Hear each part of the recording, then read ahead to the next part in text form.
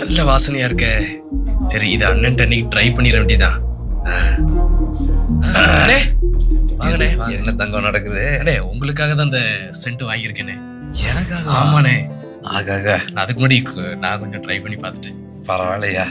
பரவாயில்ல, வாசனை தூக்கலா தான் இருக்கு. நல்லா இருக்குண்ணே. உங்களுக்கு அருமையா இருக்குண்ணே.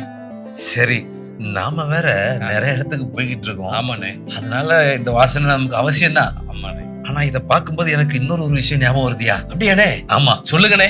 சொல்லிடுவோம். கண்டிப்பாண்ணே. குப்பிக்குள்ள இருக்கிற இந்த குளிர்ந்த தண்ணீர் நம்ம உடலுக்கும் அநேகருடைய மனசையும் எப்படி குளிர்விக்குதோ அதே மாதிரி சரிங்கண்ணே, களத்துல இருக்கிற நம்ம எல்லாரும் தெரிஞ்சுக்க வேண்டிய முக்கியமான ஒரு விஷயம் இருக்கு. என்ன விஷயம்னே? அதான் 2 கொரிந்தியர் 2:15 படி நீங்களும் நானும் நம்மளும் தேவனுக்கு நற்கந்தமா இருக்கணுமா. அப்போ இதை விட அவருக்கான மனம் வீசுறது ரொம்பவே பிரயோஜனமா இருக்கும் இல்லையா? ஆமா, கண்டிப்பா. சந்தோஷம். எனக்கு நீங்க தந்ததை நான் உங்களுக்கு இந்த திருப்பி தரேன். தேங்க்யூ அண்ணே. போயிட்டு வாங்கண்ணே. அண்ணே என்ன சொன்னாரு? களத்துல இருக்கிற நாம நற்கந்தமா இருக்கணும். எப்படி?